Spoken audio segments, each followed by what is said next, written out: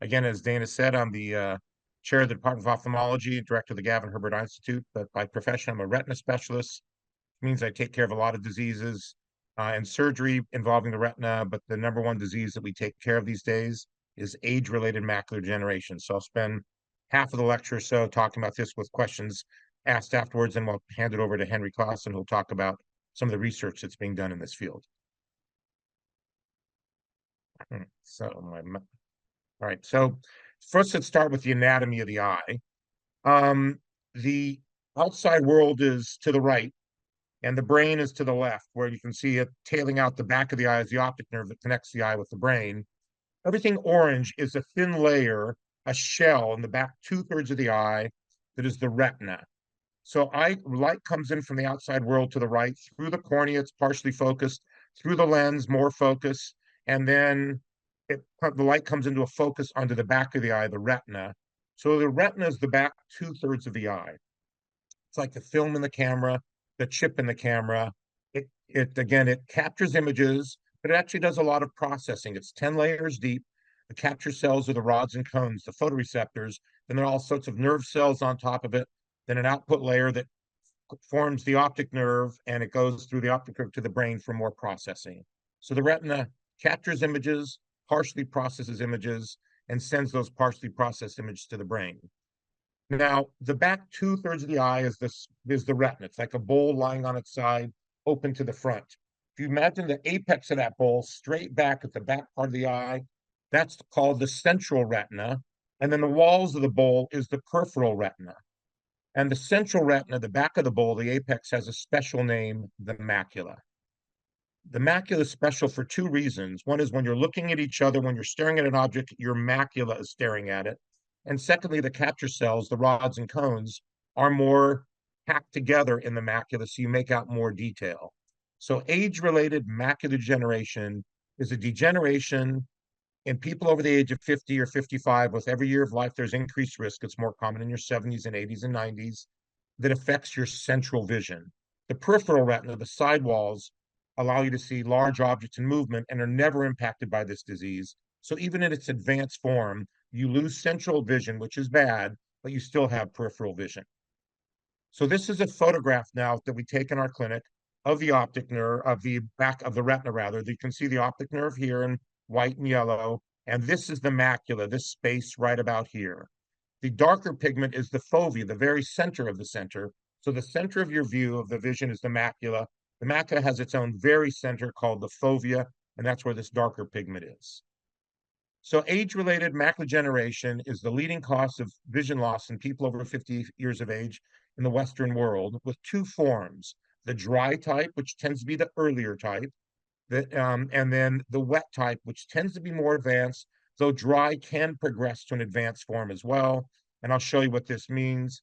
But for 20 years, we've had treatments for wet, the injections that we've been given. But now, finally, in the last year or so, we have some treatments for geographic atrophy, which is a form of the advanced dry.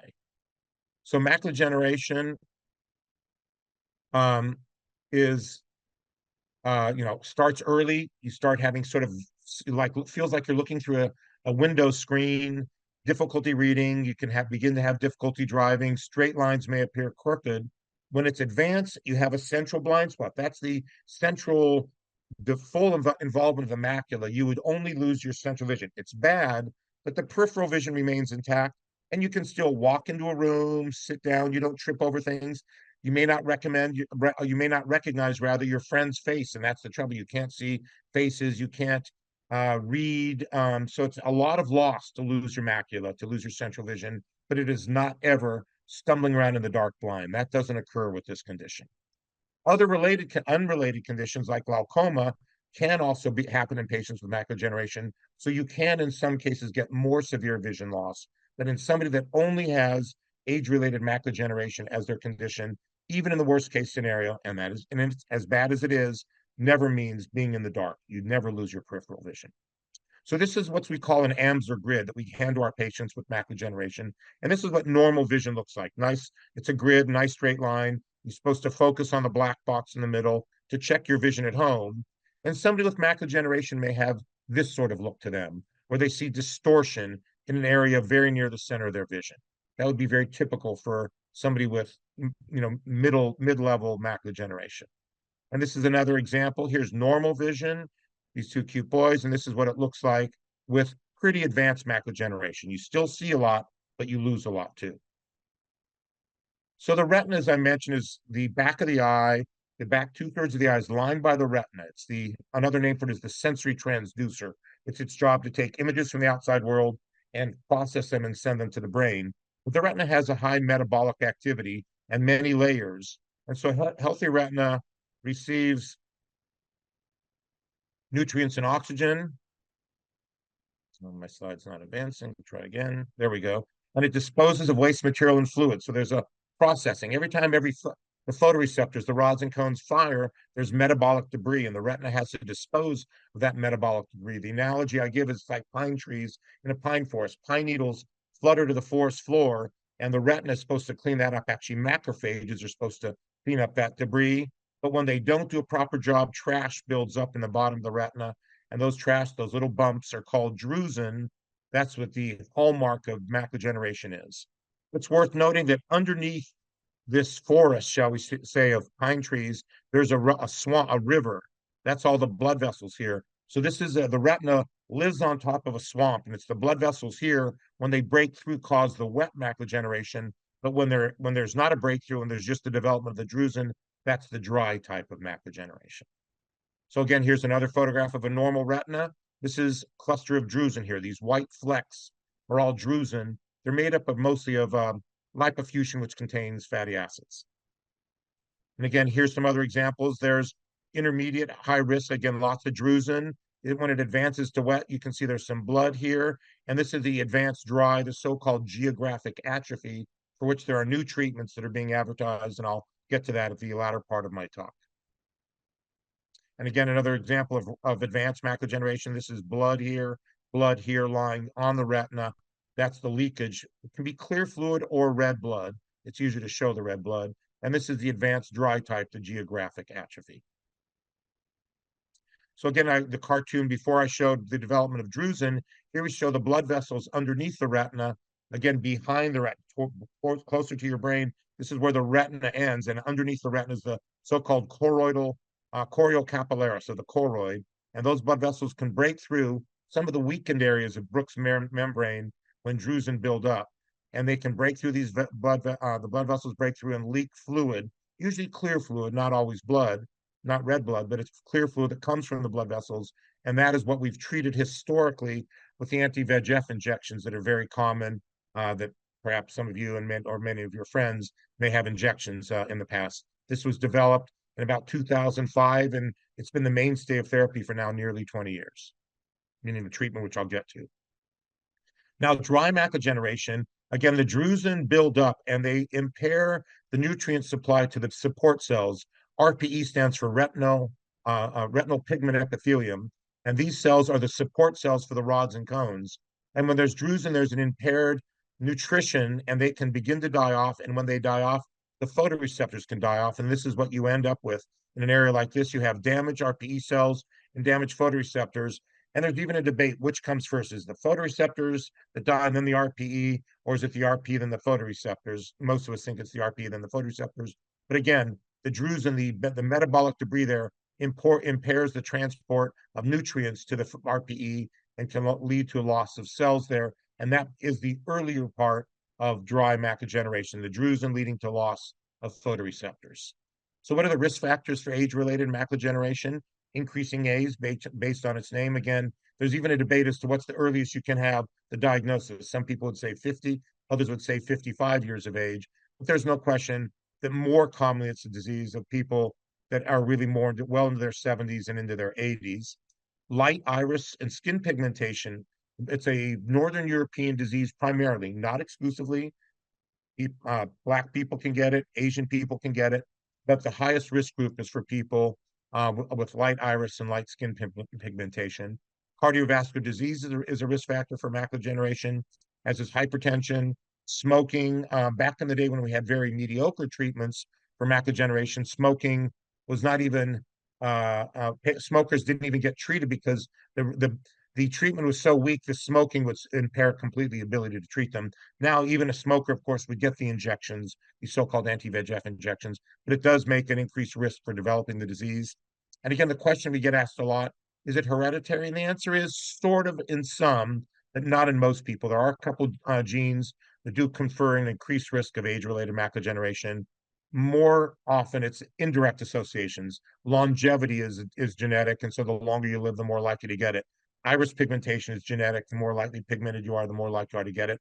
There's a couple of genes, ARMS2 and ABCR, that do increase the risk directly, but not most people don't have those genes that still get the disease. So there's been a lot of work done in the field. A lot of our patients we put on nutraceuticals, vitamins. Um, we all paid together with this. It was a big study. The two different study, ARED stands for the Age-Related Eye Disease Study. And there was two of them, the AREDS 1, which is called AREDS, and then AREDS 2. And it was paid for by taxpayers, the National Eye Institute from the National Institute of Health. It was 5,000 patients followed for up to 7 years. And they looked at the various types of things that could change the course of their disease. And zinc is important, but it turns out that the low dose zinc, 25, is no worse than the high dose zinc. So we prefer low dose because there's some toxicity with these vitamins. Beta carotene was tested as well, should be avoided in smokers as an increased risk of lung cancer. But also beta carotene reduces the absorption of lutein, which is important. So we recommend no beta carotene in the antioxidant vitamins. And we generally recommend lutein in the 10 to 20 milligram per day range and zeaxanthin 2 to 4 milligrams a day. And that's the active ingredient in dark leafy green vegetables. Again, what was studied was dietary intake of omega-3 fatty acids. Many of us, I would put myself on omega-3 fatty acids. It was good for the heart, good for the retina.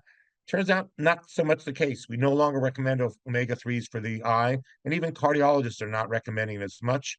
But these fatty acids are interesting. It's found primarily in fish. Salmon is best because it's the fattiest of the fishes, and we recommend 3 times per week. And what it does, interestingly, there's the old expression, the old wives' tale about fish being good for your brain. Well, it turns out it's true. It turns out that the photoreceptors are neurons, and neurons have membranes that are called bipolar membranes. Bilipid membranes, and the lipid is fat.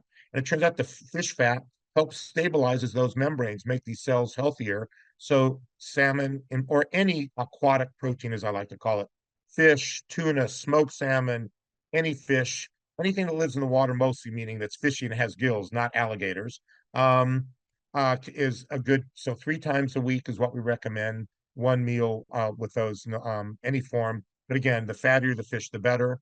And again, AREDS 2 did not show a benefit from actually taking omega-3 pills, so we're no longer recommending that.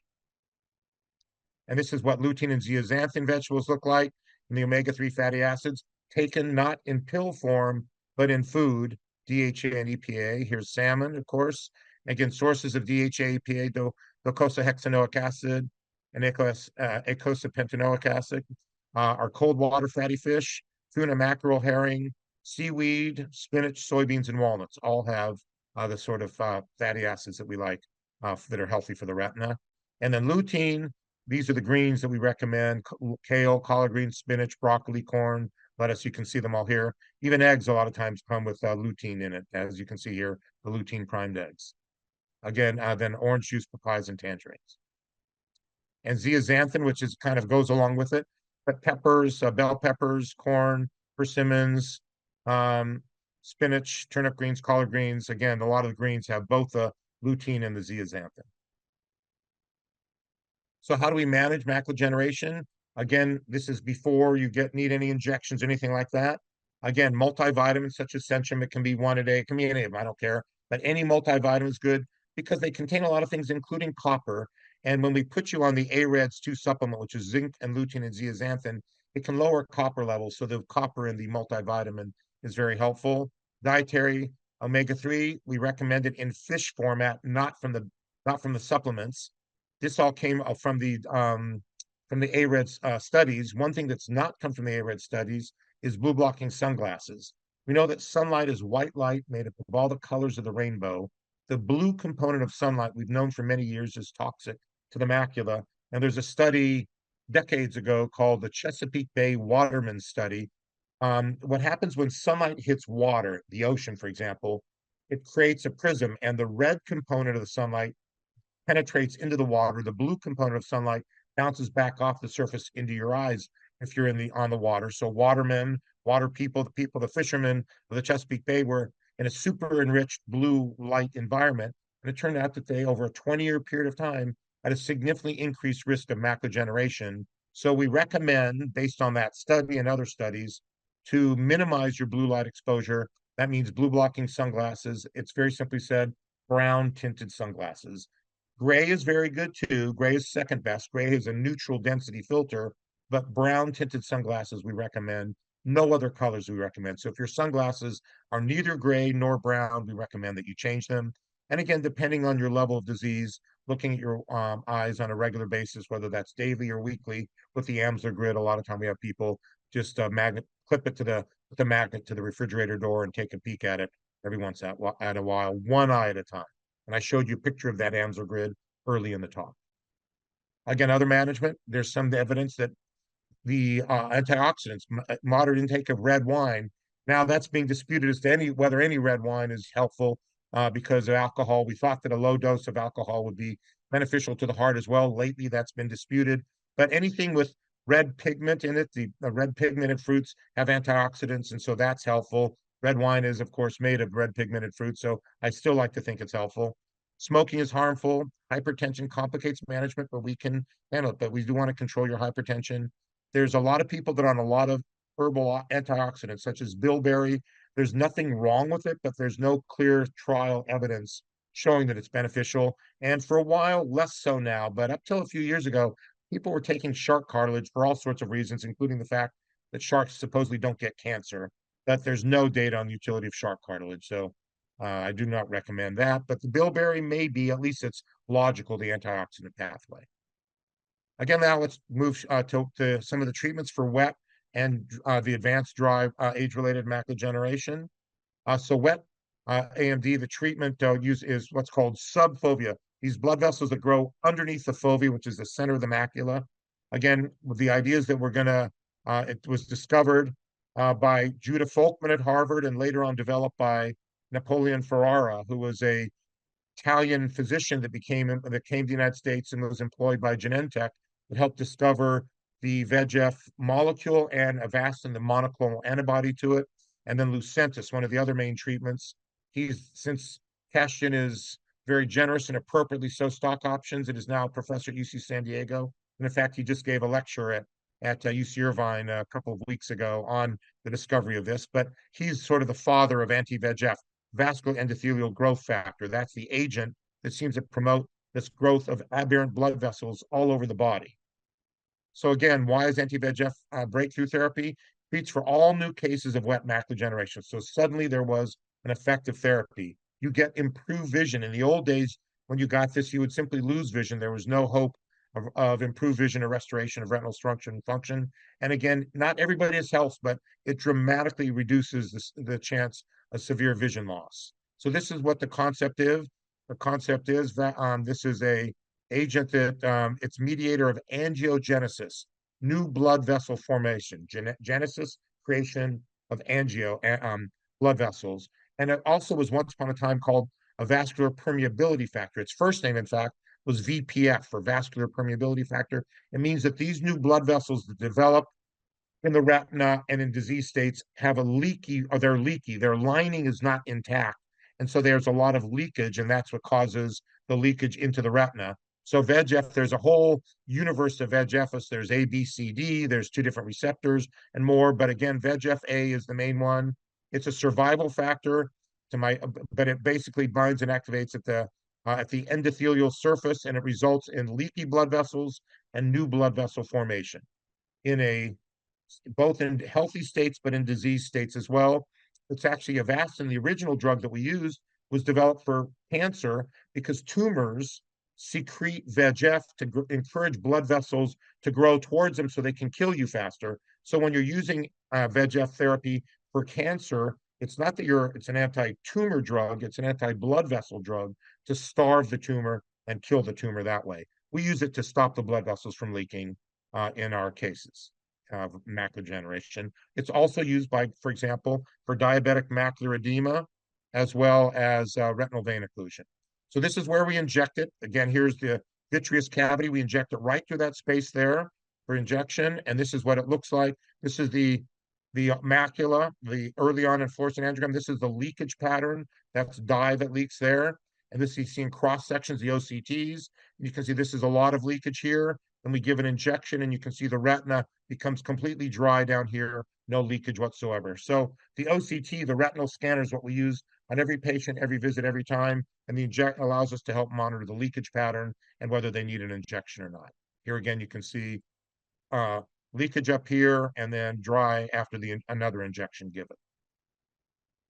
So there's a lot of agents out there: bevacizumab, Avastin, ranibizumab, Lucentis, aflibercept, Eylea, and the newest one, faricimab, also known as Vabysmo. And what they all showed in their clinical trials is vision improved as you started injecting, and if you didn't inject, the vision would deteriorate. This is for Lucentis, ranibizumab.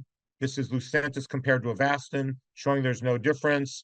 This is Lucentis compared to Eylea. There's no real difference. And this is this is faricimab compared to Lucentis. Again, similar effects. What's new about faricimab and the Eylea high dose, which I'll get to, is the durability. We can extend out patients. We used to give patients injections every 4 weeks. Now we give it extend them out as long as possible, sometimes 12, 16, 18, 20 weeks between injections. So that's exciting. This is with Vabysmo. Almost half the patients could go 16 weeks between injections. Eylea high dose. The irregular Eylea is 2 milligrams in injection. This is 8 milligrams, still in a small volume. And similarly, you could extend patients out 80 to 90% of the time out to 16 weeks between injections in the trials. So finally, I like to conclude with dry macular degeneration, the advanced dry. Again, nutraceuticals can help. We want to prevent photoreceptor loss, but also control inflammation. And there's this complex cascade called the complement pathway. It's an immune pathway, but it was discovered that some of these factors, complement factor C3 and complement factor C5, if you block those, and here's the two medications, pegcetacoplan, now known as Syfovre, navacincaptad pegol down here, known as Izervay, when injected into the eye, can stop the rate of worsening. So here, this is the data from the clinical trials. This is mediocre therapy. It doesn't make you better. It doesn't stop the disease from progressing. This is what happens to the disease over time. And if you give the injections, it slows down the rate of progression. This is for pegcetacoplan, the Syfovre, and this is for the other drug, avacincaptad pegol, also known as Izervay. So to conclude, so we're giving those in a lot of patients, and we're choosing them selectively. We're just sort of dipping our toe in the water, but we've had this incredible run of success for almost 20 years with the first generation of anti-VEGF agents. Avastin came in 2005, Lucentis 2006, and Eylea in 2010. And now we have in 2022 and 23 our new generation of anti-VEGF agents that are capable of extending the interval between injections. There's still a lot of active research going on with new agents that we're testing all the time. And now there's treatments for geographic atrophy, the advanced dry macular degeneration, that are available through complement inhibition. They're of modest benefit, and there's some safety concerns, so it's not as clean as the wet macular degeneration, but we're grateful for having those agents available in our armamentarium. Thank you for your attention, and I'm glad to address any questions. Thank you, Let's Dr. take a look. Cooperman. There's several in the chat. Right. Let me scroll up a bit to see the beginning. Why can't you just remove the drusen? The drusen are embedded in the retina, underneath the retina. We are actually looking to it. Drusen contain a lot of cholesterol, so we're actually testing whether statins and other sorts of things can do it as an injection into the eye. Basically, you need to dissolve the drusen. You can't pluck them out because they're sort of they're woven in together with the rods and cones, and you would destroy that which you're trying to protect. You would destroy the photoreceptors. But we are trying to deal with the drusen, but via other pathways. The other question is, how does Avastin injection react to, and what does it do to wet AMD? Again, it binds to it's the lining of the blood vessels, and it makes those leaky blood vessels stop leaking. They become less permeable, and so the fluid that's leaking from underneath the retina into the retina stops leaking, and then the retina itself can pump itself dry. So it doesn't remove the fluid of Avastin. It stops the leaky blood vessels, the abnormal, aberrant blood vessels from leaking, and then the retina can sort of take care of business and dry itself out. The next question is, do you need the multivitamin if you don't have AMD? Great question as well. We only recommend the multivitamins because they're pretty potent. You can get some toxicity if you already have established drusen, what's called intermediate dry age-related macular degeneration. I don't have that. I'm in an age group at risk, but I do everything else on that sheet. So I don't take the AREDS vitamins. I take a multivitamin. I eat fish 3 times a week. I try to have dark leafy green vegetables every day. And I wear brown tinted sunglasses when I'm outside. Um, the next question is actually about the sunglasses. The sunglasses that block UVA and UVB also block the blue. The answer is I'm not sure because there's so many different types. The answer is possibly you can get blue blockers that also, well, they have glare protection and I think they get UV as well. I think you can get things that cover both of those, but you'd have to talk to the optician as you're getting them. Um, Not brown. And so the next question is also about sunglasses. Brown sunglasses are the best choice because they block blue the best, but gray does a decent job too. So either brown or gray, but you don't get them both. You get either brown or gray. And again, I'd recommend the brown over the gray, but if you've got gray, those are fine. If you've got some color like green or rose colored or something else, those are not so good. The question next is about, is omega-3 from nuts as good as from fish? I think so. I don't know the answer to that, but since they all have omega-3, I'm assuming so. And that's a good vegetarian choice, of course. Do black sunglasses block as well as brown? There actually is no such thing as black sunglasses. They look black, but they're just dark gray. So the answer is yes. But you don't want things to be too dark. You want to have it get enough light into your eyes. But theoretically, yes. The black sunglasses, which are really dark gray, should be good. And when you choose your sunglasses, choose it so that you don't want it to be too dark or too light.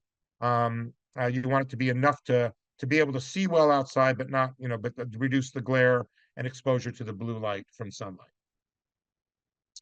I think I've addressed all the questions. Or anybody else want to come up off microphone if you want and ask questions? You can do that. Otherwise, we'll hand it off to Henry Klassen because we're right on time at 7:29. So I'll give it a moment. I No have other a questions? question. So for Sure. people who do not have AMD, Right. uh, I some people say you need to take the supplement from Costco, like for Lextin or whatever. And but my eye doctor said you don't need to take it if you don't already have the AMD. So I don't know which one to listen. Like I'm 50 something. I don't have a family history, but is it good to take the Lextin or the multivitamin supplement for prevention, or only if you already have it? And No. Yeah, it's a good question. Only if you already have it. So, like I said, you can take a multivitamin. That's good overall. Eat the fish 3 times a week, unless you're a vegetarian. Um, you can have the dark leafy green vegetables every day. So the diet you can have, but you should not take the AREDS 2 vitamins unless you have established what's called intermediate dry age-related macular degeneration, because the risk benefit, the study went for 7 years and did not find a benefit if you didn't already have it. So I do not recommend it. For you in your 50s without macular degeneration, eat fish, eat dark leafy green vegetables, take a multivitamin, but do not take the lutein and zeaxanthin supplementation. You don't need it. thank you. So how You're would welcome. I know I have this? If I'm seeing my doctor, my optometrician every Optometrist, yep. year, for annual exam, will they let me know if I have something? Yes. Yes. They would get an OCT scan on you probably. They do that routinely and they would see it. So you would probably know by now. Okay, thank you. All right. I have a question about dry macular degeneration. All right, I'll answer it briefly, but I want to turn the floor over to Dr. Klassen if Okay. there's time after him. But if it's a You, quick one, I'll try to answer it. you mentioned that in this new procedure, the injections, that there are some concerns, Right. and I wondered if you might quickly tell us about those. Because That is actually a very long story. So when uh, I'm talking to people about geographic atrophy, I have to spend a lot of time doing the risk benefit analysis, and I do it on several sessions. But basically, just a reminder that even though we do clinical trials, after the clinical trials are over, when we roll it out to the general public, suddenly there's a lot of exposure, some unexpected things happen. In short, it's a rare risk, but some people went blind from a stroke in their eye after the injection. So it terrifies us. That's why we go slowly. One of the drugs, Syfovre, may have a greater risk than Izervay. We're not sure, but that's why we test it very carefully and slowly. But that's the main risk. It's rare. It's about 1 in 4,000 people. Still, we don't like that. Mhm. All right, thank you. All right, let me turn it over to Dr. Clausen or Dana. Are you going to introduce him, or Henry, you going to introduce yourself? I Or am think I Dr. introducing you? Clausen can introduce, you can introduce Dr. Clausen. I'll introduce Henry. Henry Clausen, a dear friend, brilliant scientist, another MD, PhD. He has a wonderful lab that does stem cell research, and he's developed a new way to treat retinal degeneration, and exciting work that's kind of come out of his lab. So, Henry, I turn it over to you. Forward to hearing your presentation. Thank you, Barry. So I'm going to talk about retinal progenitor cells for treatment of retinal degenerations. I'm a professor at the Gavin Herbert Eye Institute and also at the Stem Cell Research Center. I also direct the audience to my disclosure statement. I do have intellectual property and an equity interest in JSite.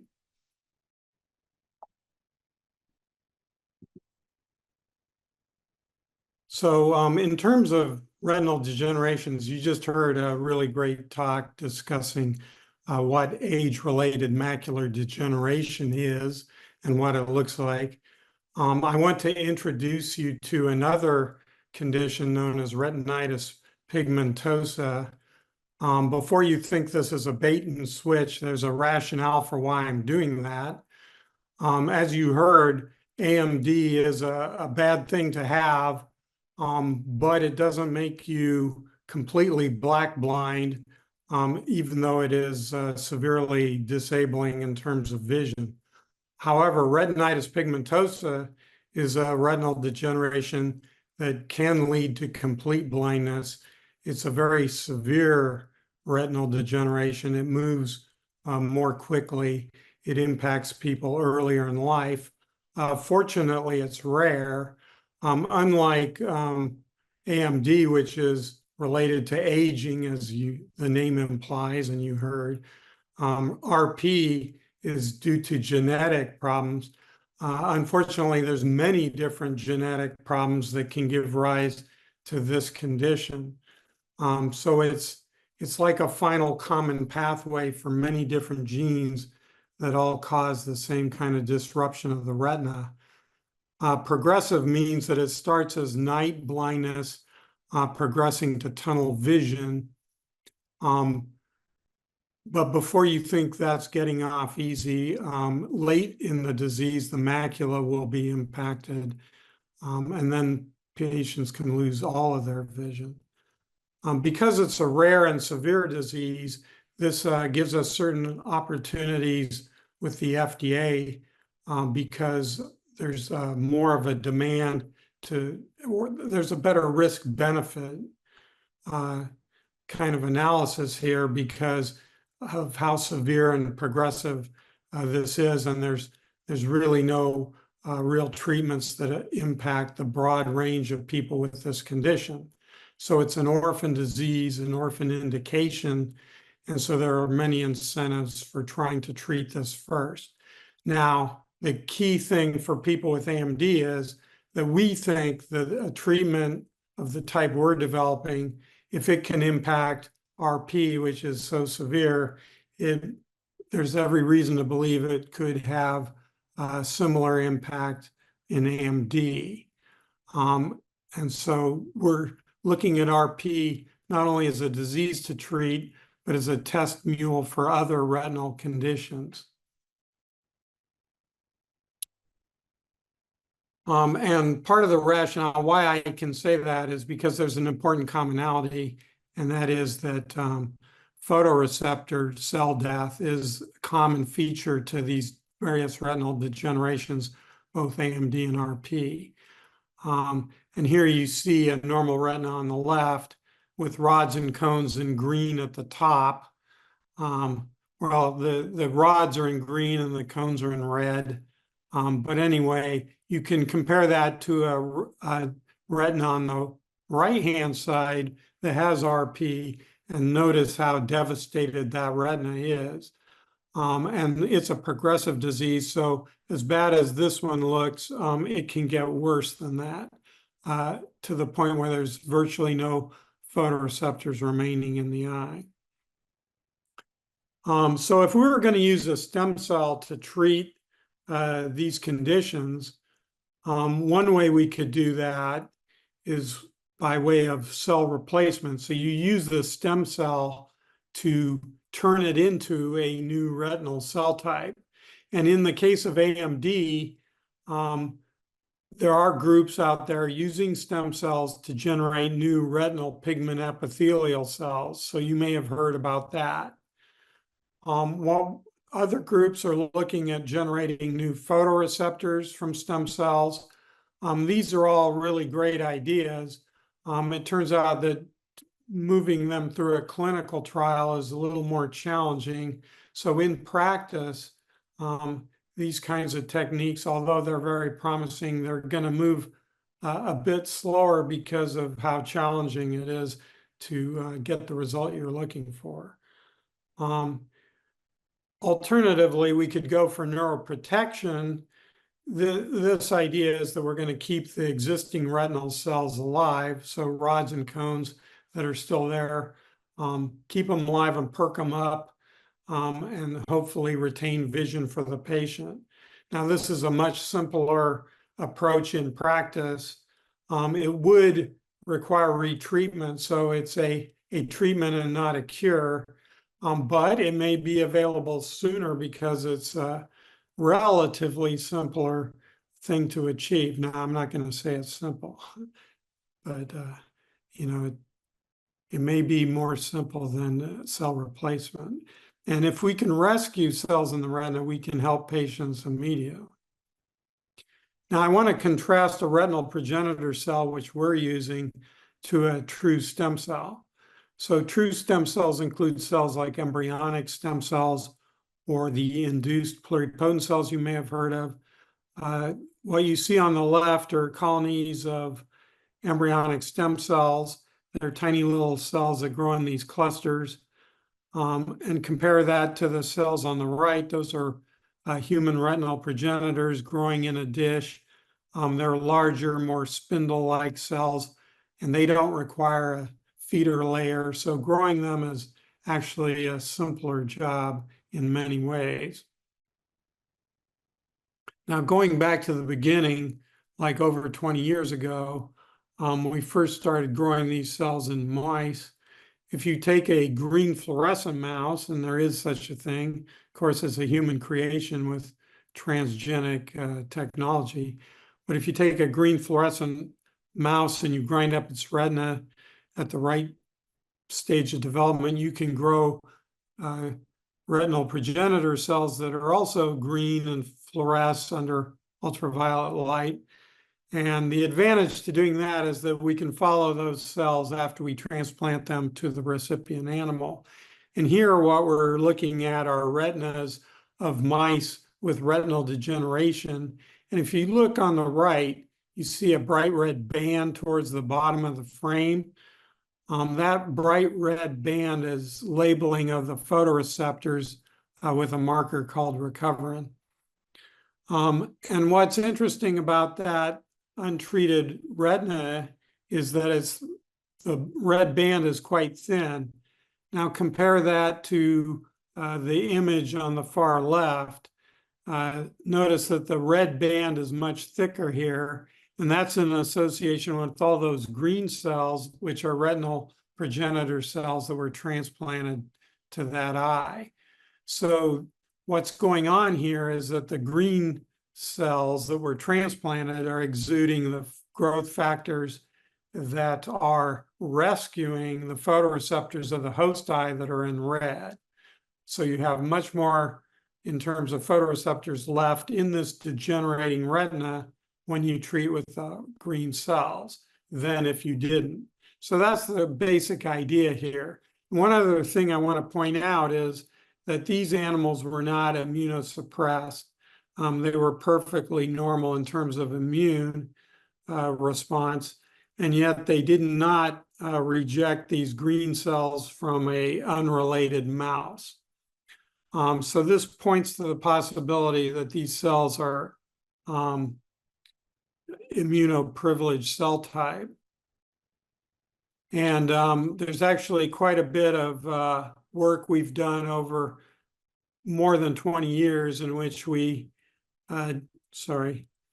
demonstrate in various ways that these cells are an immune privileged cell type when transplanted to the eye.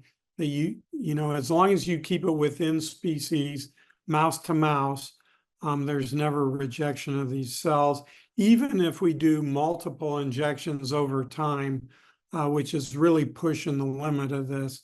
In other words, you put one transplant in to kind of provoke the immune system, and then you come back and put in another transplant to see if the second one gets rejected, and still they're not attacked.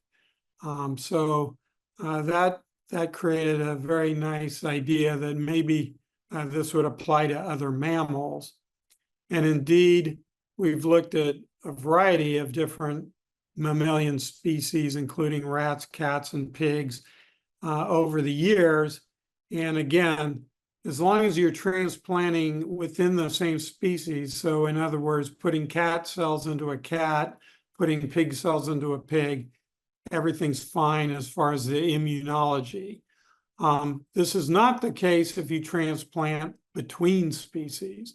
So for instance, when we put mouse or human cells into pigs, they were violently rejected. So this isn't a situation where it is the case that the immune system cannot reject the cells. It's just that if you use cells from the same species, they are not rejected. And again, I'm talking about these retinal progenitor cells specifically. I'm not talking about any cell type. And so that brings us to the human project, where first, of course, we're developing the ability to grow similar cells from human donor tissue. To test these cells for the FDA prior to using them in humans, we do have to put them into animals. So because this is between species, we did have to use immunocompromised animals, either transgenically modified or through drugs to suppress their immune response. And we'll only know how the human cells are tolerated in humans once we go into humans, which we will be getting to that shortly. But first, we're testing these human cells in the very dapper RCS rat. So this rat comes from England, as the name implies. I think he bears something of a resemblance to Beau Brummel there, pictured on the right, in terms of his nice dark coat and lighter breeches. But anyway, this is our favorite model for testing human cells. And again, we have to immunosuppress these animals. But now I'm going to show you proof of principle for human cells in a rat model, immunosuppressed. So we inject the cells into the vitreous cavity, which is behind the lens, so into the back of the eye, in very much the same way that you would inject Lucentis or other therapies for AMD. In fact, we're using the same syringes. The cells are injected as a dissociated slurry of cells, but once they're in the jelly in the back, they like to stick together and form these clusters like you see here. This helps them survive long periods of time floating around in the jelly, from which location they can exude growth factors that have a treatment effect on the photoreceptors. So that's what I'm just talking about here, and they can survive for extended periods of time. They can also be re-injected because we're injecting into the vitreous cavity. So here's a look at what the results are in an RCS rat. following transplantation of the vitreous of human cells. At the end of the experiment, we take out the retina from the recipient, and it gets splayed out and laid down flat so that we could examine what happened to the photoreceptors. If you look in the upper right, you see a control animal. So that's an RCS retina that was untreated. And you don't see much of anything there because the photoreceptors are basically gone. So that's what happens after the retina has degenerated. And then an age-matched animal in the lower right has been treated with the retinal progenitor cells. What you're looking at are not the retinal progenitor cells. You're looking past them at the host retina, and the red and the green profiles, all those little dots there, you're looking at different photoreceptors that have been preserved by the presence of the retinal progenitor cells. So you're looking at, that's a nice kind of visual comparison with an en face view of what the difference looks like between a treated and a non-treated retina. And I think you can see that the preservation is very worthwhile, at least in the rat. We're also interested in looking at things a myriad different ways, and I won't bore you with the histograms, but we need to look at function, make sure those photoreceptors that are preserved are still functional. We use one test called an OKR, which, long story short, is kind of like the best possible version of trying to do a visual acuity examination in a rat. And what we see is that the cell-treated animals with the blue bar outperform the sham in green or the untreated in white. And if you look at the bottom in frame C, D, and E, you look at the ERG response at different survival points in the animal. Again, the different treatment conditions are coded with the same colors. So the cell-treated animals are represented by the blue bars. You can see those blue bars are higher than the other bars. And that means those animals that were treated are outperforming in terms of ERG amplitude the untreated controls. So that's more evidence that these cells are having a positive impact on the RCS rat. We put together a package for the FDA that included various components, including the work I just described. We also had to generate special cells for use in humans. And you see the image there of the little vials in which the cells are frozen and they're stored in liquid nitrogen. Until it's time to use them, then we have to bring them out of the deep freeze and wake them up and get them ready for injection. So here I'm just going to very briefly summarize some of our trials. This was the first trial. And the first thing I want to point out is that at the end of the trial, we can say there was no immune rejection in these patients, and none of them were immune suppressed. So that was the first evidence that these cells, the human retinal progenitor cells, are tolerated in unrelated recipients without any immune suppression. So that suggests that the human is going to behave very much the way the other mammalian species did. And now we move to the next trial. And again, what happened here is we redosed the patients in the first trial in their other eye. So now we're not only provoking them with the first injection, but we're giving them a second injection and see if that's enough to kick off an immune response. And again, there isn't. So far, the human has behaved very much as what we saw in the mouse data. And then we moved to another trial, the phase 2B, which was also followed by an extension trial, in which case we re-injected the very same eye that had already been rejected, and still we didn't see an immune response. So at this point, I'd say the story's basically over as far as whether these cells are going to be well tolerated in terms of immunology. So I say after 160 injections of these cells in patients, none of whom were immunosuppressed, we can say these are well tolerated as allografts, and that's true across mammalian species. And we have as much data in human as any other animal now. And so that means we'll be able to move forward with this treatment without immunosuppressing the patients. Now, I caution that doesn't mean they could never be rejected. We know they can be rejected based on the animal work. We're just saying that on a routine basis, there's no reason to think they will be, not at this point. So the big question is, okay, the cells are well tolerated, but what about visual acuity? You know, did the patients benefit? Well, there were a lot of anecdotal stories from patients about improvements in vision throughout the various trials. But here's some visual acuity data from the first trial.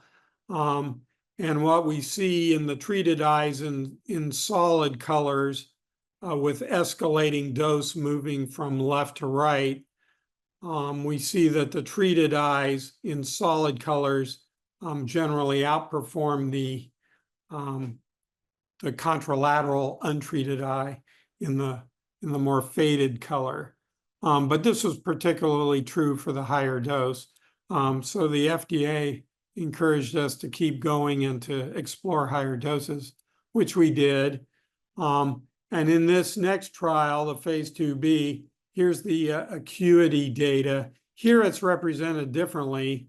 We're looking at the different treatment conditions across the different time points. So as you move from left to right, you're moving along in time from the day of treatment to various days of follow-up.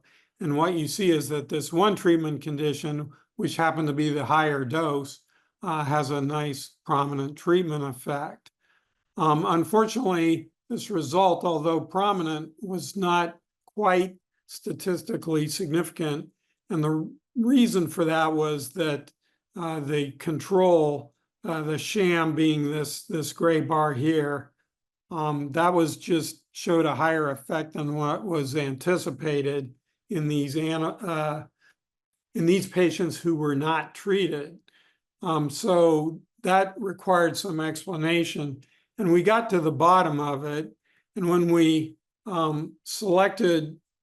we went back to the same data and said, okay, let's get rid of the patients who are going to have this aberrant sham effect and just concentrate on patients who are going to behave in a predictable manner. And in this case, we see that the sham effect was largely eliminated. And in this retrospective analysis, the statistics were significant. So just to give a quick overview of our program in RP, we've gone through all these different phases here. The cells have been well tolerated. We've seen indications of functional improvement, both in terms of acuity and other measures. And we're poised to go into the final trials that are needed to get the FDA approval. Assuming we get that approval, then we'd like to move right away into other retinal degenerations, including other inherited retinal degenerations, but also AMD, which is, of course, a large unmet need there.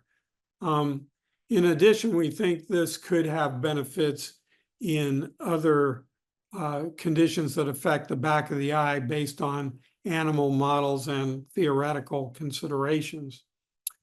Anyway, I'd like to thank everybody involved in generating the data, both in the lab, in the clinic at the Gavin Herbert, and at JSite, and both people near and far, and also our the California Institute of Regenerative Medicine, who's provided a lot of funding for this. That's the California Stem Cell Institute.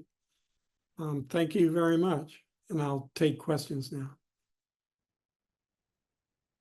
There are a couple in the chat there, Dr. Clausen.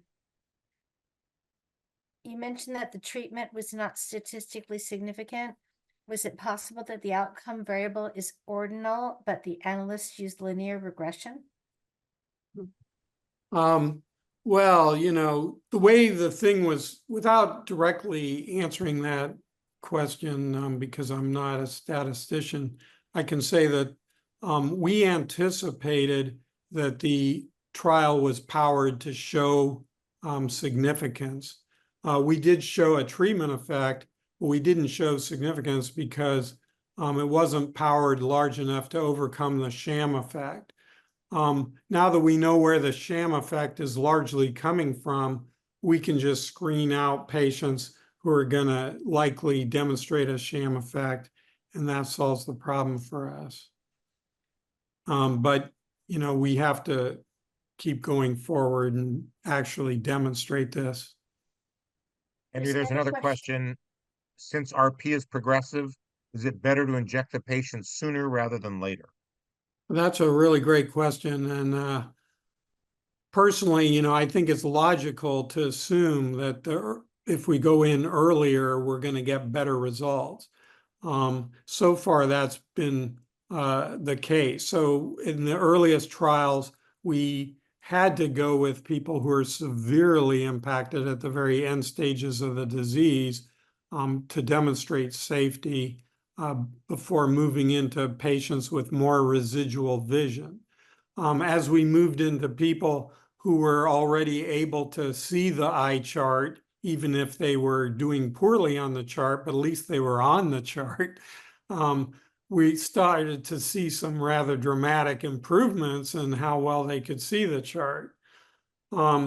If you started treating RP patients with 20/20 vision, they would maybe have severe damage to their peripheral vision. But because if you're measuring visual acuity as your output measure, if you start with 20/20, there's not much improvement that's possible, right? But if you go in early like that, perhaps you could retard the progression as you're implying here. And I very much think that would be the case. I hope that's the case. And once we have adequate safety data, you know, it would be of interest to go in earlier and see how long we can keep the patient's retina alive, because if you keep it alive long enough, even though it's not a cure, you've effectively cured the disease by delaying the progression. Thanks, Henry. There's an interesting question that just came in. Again, Dana may want to close. We're right at the hour. But it says, what is the expected effects to apply the treatment to patients who already received VEGF injection?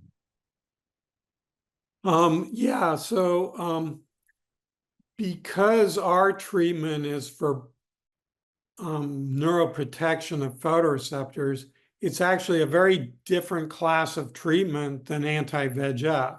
So it's apples and oranges. And that's why I haven't completely given up on the idea of treating wet AMD, not in terms of dealing with the wet part, which is very competently taken care of by all these other anti-VEGF drugs, but by trying to get at the photoreceptor degeneration component and treat that. Now, of course, it's complicated in situations where you have multiple things going on and multiple treatments, and you know, teasing all that out may not be a simple matter. But I think if we can demonstrate efficacy in situations where you don't have the VEGF treatment, for instance, in the dry AMD, then that would provide a nice basis or rationale for doing something more complicated in patients who are also getting VEGF treatment. Thank you, Thank everybody, you. for your great questions.